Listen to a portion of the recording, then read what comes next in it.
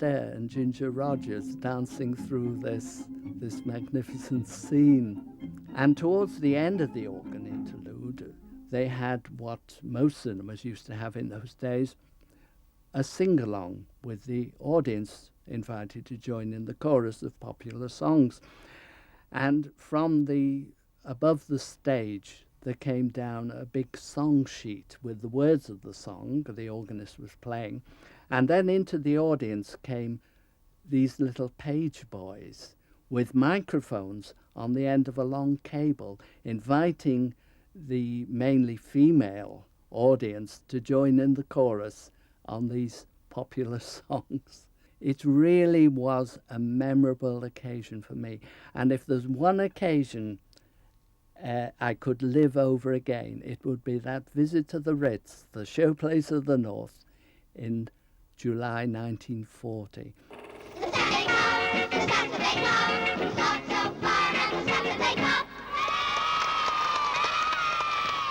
It's easy to join. Ask in the foyer.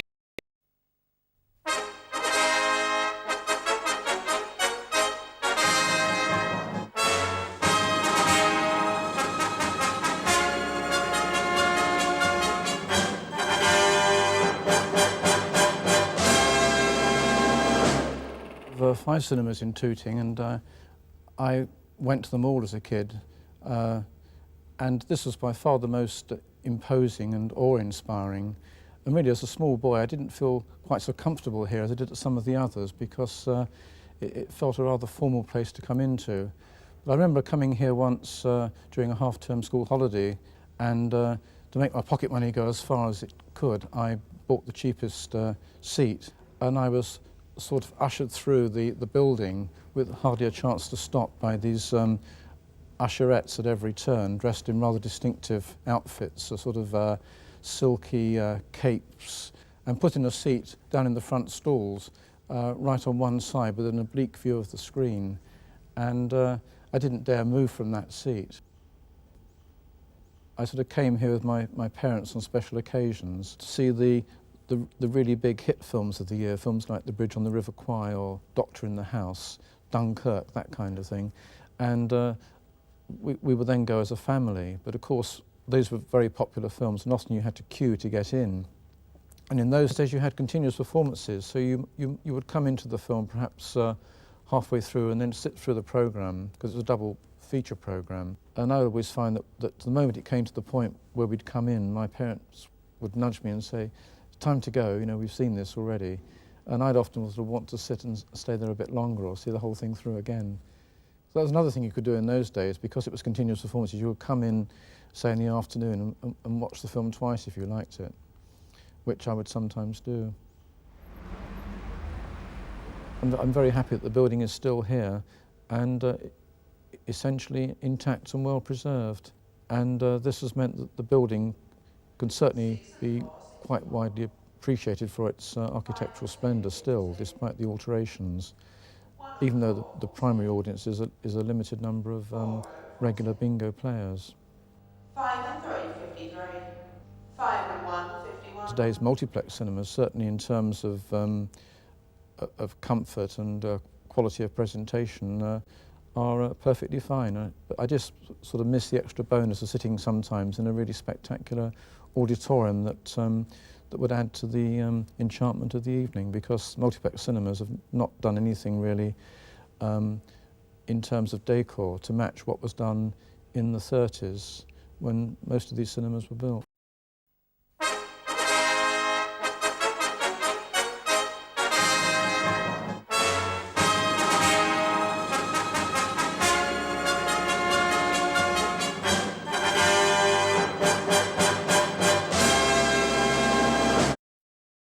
Well, the first visit to a cinema I remember was in Streatham here, and it was at the Gaumont Palace Cinema, which was just a little way down the road. I must have been about 6 or 7 years of age, and the family took me to see a film with Fred Astaire called Top Hat.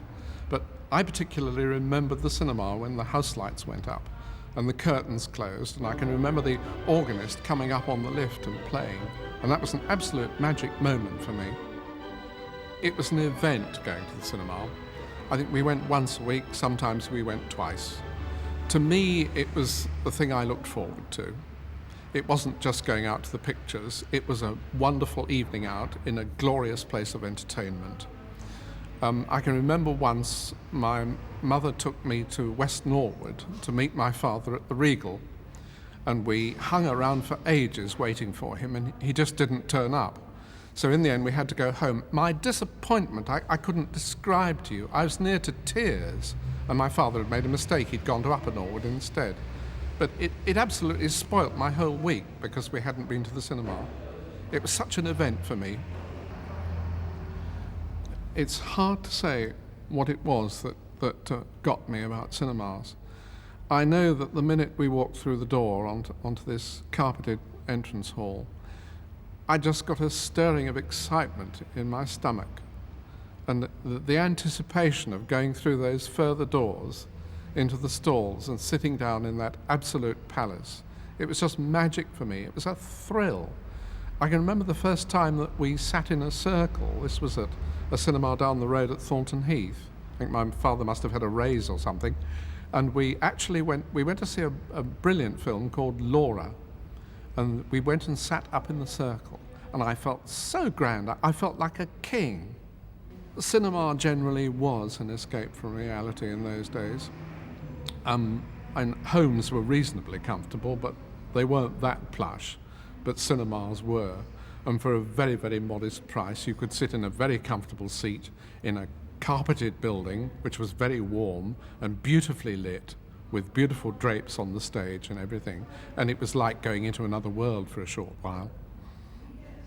To me, the cinema has been perhaps the most important thing in my life.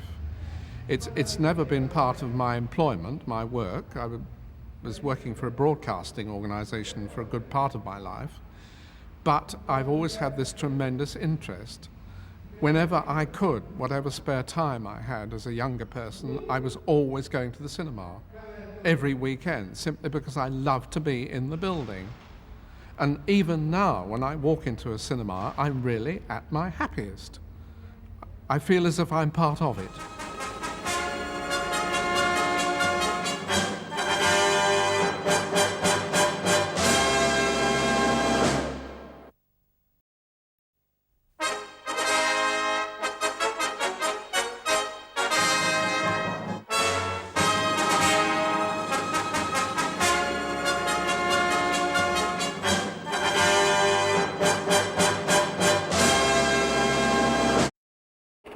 Well, I started going to the cinema, I think, when I was very tiny, possibly 3 or 4.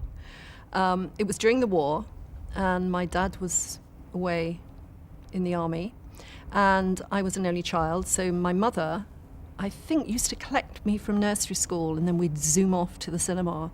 And she was a bit of a film fan, which I think most people in those days were. I mean, 1946 was the highest attendance ever in this country, so everybody went to the pictures.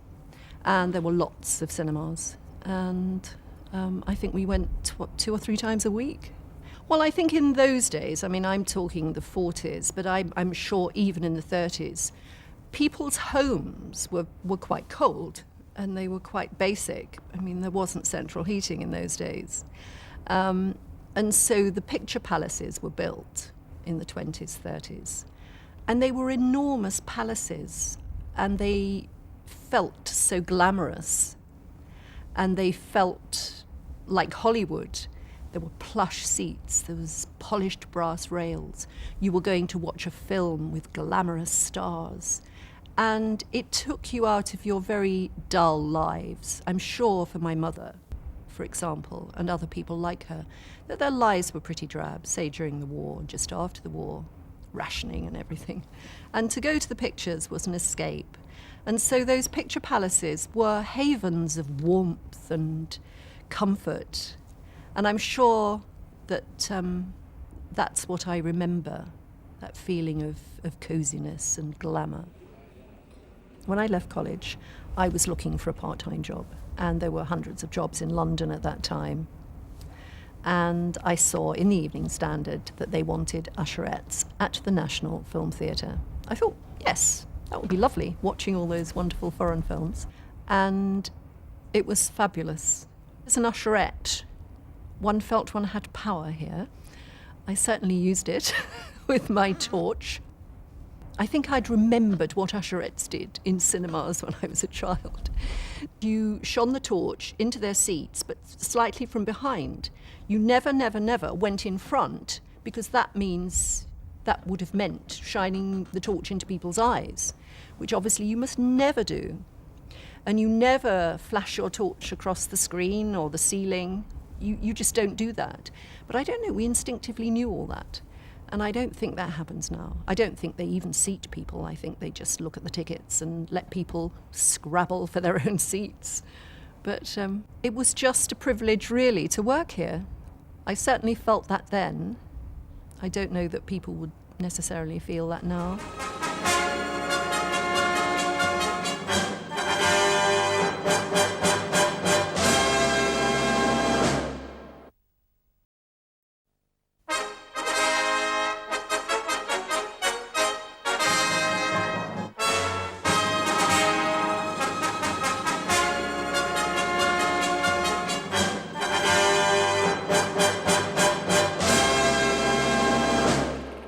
Probably the first thing I remember about going to the cinema was coming into this cinema, in fact, and seeing films like Chitty Chitty Bang Bang when I was 5, 6 year old.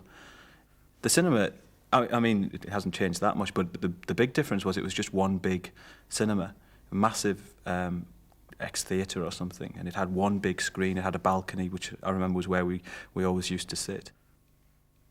Generally, you only had the one film to go to, so often there could be a lot of people, especially on a weekend showing. So rather than small cinemas which hold, say, 100 or 200 people, you'd have a massive theatre that would hold perhaps 500 or 1,000 people.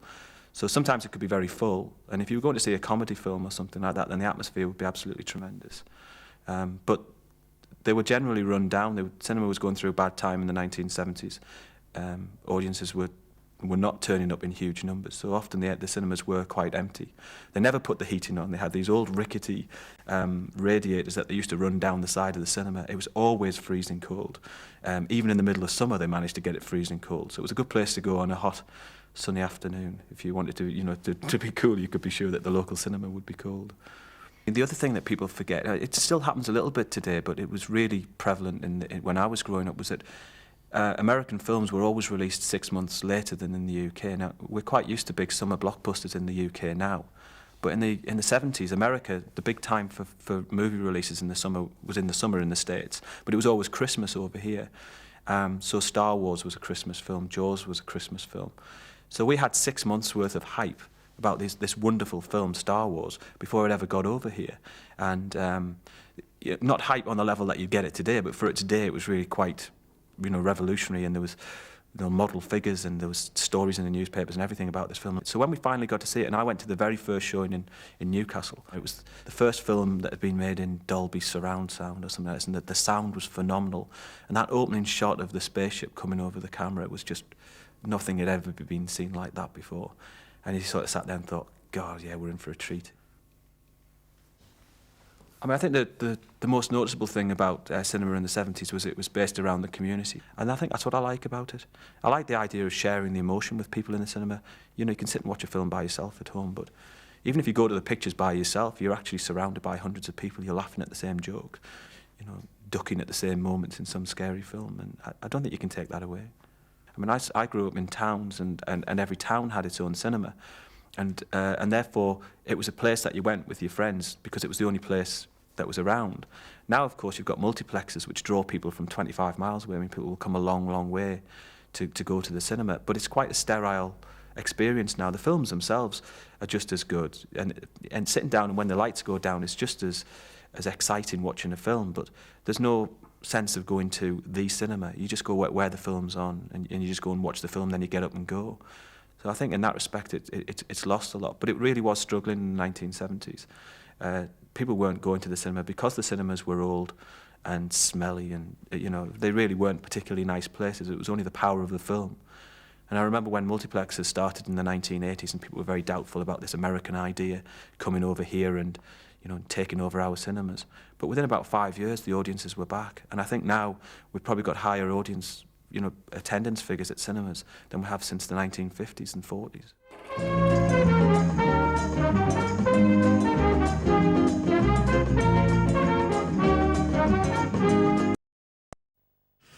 show you a short film about how we British enjoy ourselves. Well, the cinema's always had a very special place in our hearts. Saturday mornings, a hullabaloo. Saturday evening, what a performance. Oh, dear. In that case, you know, no getting away from it, you'll end up with a knighthood. Well, we did make some smashing films down at Pinewood. As a matter of fact, we still do. I was only saying to a mate of mine the other day, you know, you can go on a bit. The cinema's not the only way we enjoy ourselves. What about our British holidays? Coach tours, caravans, camping, oh, and of course, butlins. And when our glorious weather lets us down, there are amusement centres, see? Video games galore, and this, virtual reality. Oh, like being on the set with Stephen. Yes, well, we'll skip that, shall we? And how we love our nights out. Excuse me, for some of us, that means bowling. For others, belting around the dance floor. It may surprise you to know, good evening. It may surprise you to know that all this entertainment was brought to you by one company, the Rank Organisation. Good to see the old boy still going strong. Not only does Rank understand how we British enjoy ourselves, they can also show our American friends a good time. They own Hard Rock cafes, jointly own Universal Studios in Florida. I could go on. Rank. No one knows more about entertaining the